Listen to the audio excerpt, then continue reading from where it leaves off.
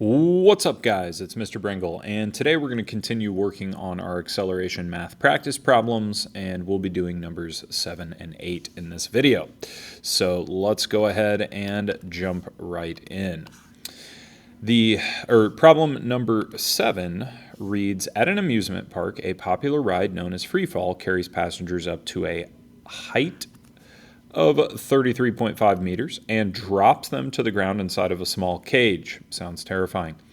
How fast are the passengers going at the bottom of this exhilarating journey? So how fast, I'm going to circle, and then I'm also going to say circle at the bottom, because I think that helps us determine where that velocity is. Now, this is kind of a funny question because it almost implies that they are not going to slow the passengers down. So let's assume that this is asking us for the maximum speed that the ride reaches before they safely slow the ride down and get everyone off in one piece.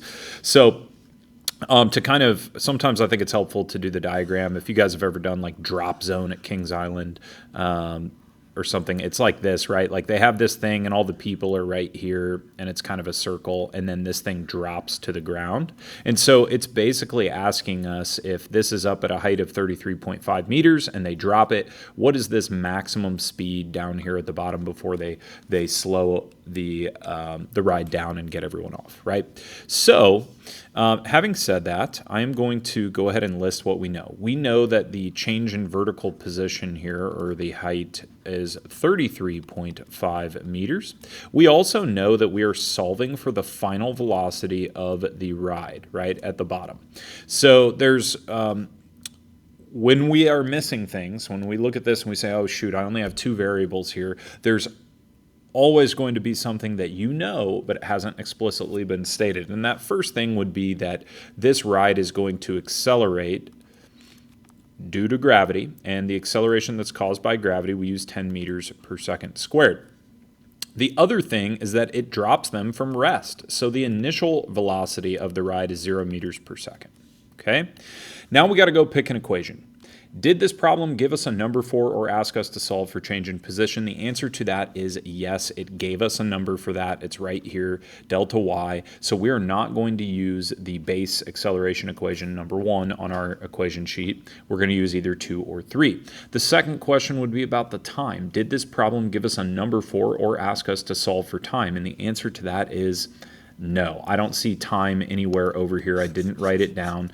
So I am going to use equation 3 instead of 2. So final velocity squared is equal to initial velocity squared plus 2 times acceleration due to gravity times change in vertical position. Now just remember that all of this is together. Okay.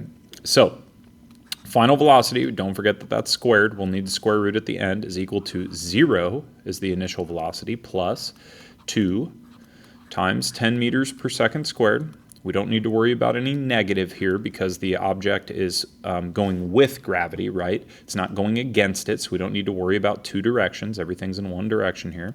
And then the height, of course, is 33.5 meters. So at this point, I, of course, just put my calculator away. I don't know why. We'll go ahead and actually, now that I'm looking at this problem, we don't really even need a calculator, but that's okay. So the final velocity squared is going to be equal to 670. Units here would actually be meters squared over a second squared. You've got the meter here and a meter here. That gives you your meters squared. Your second squared comes from right here. And that actually should make sense to us because final velocity over here is squared. We need to square root both sides of this. When you do that, it will cancel out the squares on your units. And let's go ahead and plug this in.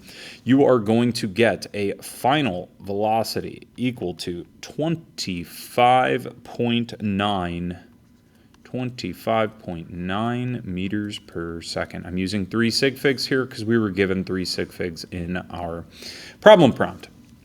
All right. Let's move on to number 8. So number 8 says a unique type of basketball is played on the planet Zarth. During the game, a player flies above the basket and drops the ball in from a height of 10 meters. If the ball takes 5 seconds to fall, find the acceleration due to gravity on Zarth. So this is a made-up planet that has a made-up acceleration due to gravity. So obviously, like if we're here on Earth, or if we go to the moon, or we go to Jupiter or Mars, we will experience gravity a different way. And those basically our mass always stays the same, but our weight would be different. So we experience gravity differently. The acceleration that's caused by gravity would be different. So if you've ever seen videos of people moonwalking, they look like they're floating. Well, versus if you jump on Earth, you move pretty quickly up and down. So the acceleration caused by gravity on the moon is far less than it is on Earth. So we are solving for that value here. Now, just to be clear, we've got the basket. This is my goal here, right? And the backboard. Try to make this accurate. And the ball is up here and is dropped towards the basket, right? So it says that the height, or the change in vertical position of the ball, because it's dropped, is 10 meters. It says that the time it takes to fall is 5 seconds. Okay, and then ultimately we are tasked with finding the acceleration caused by gravity, which would be g. Now, there is one thing that we have to make an assumption about here, which is that the basketball was dropped from an initial vertical velocity of 0 meters per second. Assuming that the person that was flying above the basket was not moving up or down at the time that they released the ball, then the ball's velocity would be 0 in terms of vertical velocity. You let it go, it starts to speed up on the way down. So let's choose an equation here.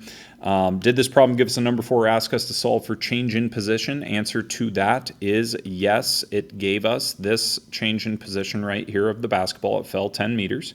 And then the second question would be, did this problem give us a number 4 or ask us to solve for time? And the answer to that is also yes. And that will get us to equation number 2.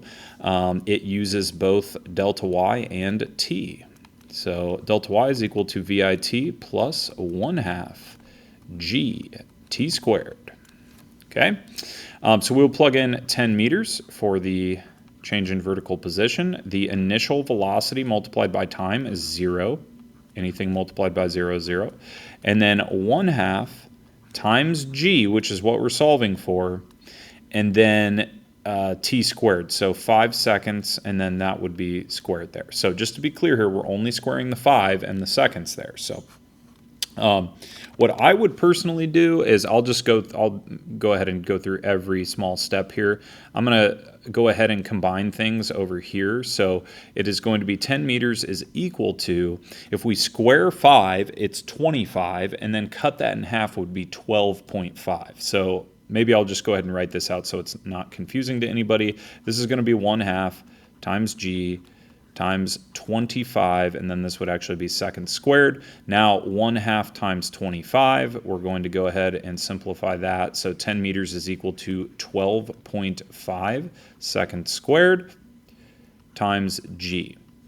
Now what we need to do is divide by 12.5 seconds squared on each side. And you can see that this is working out nicely for us in terms of our units. Our units are going to be a meter over a second squared, which is correct for acceleration. And we find that g is going to be equal to, let's do this, 10 divided by 12.5. I got 0.8 meters per second squared. So if you think about that, the acceleration caused by gravity on Earth is 9.81. We always round up to 10 in this class. So that would cause the ball to accelerate much quicker as it falls. In this case, the ball would drop very slowly towards the basket, which would give somebody an opportunity to block the shot or get a goaltending called on them.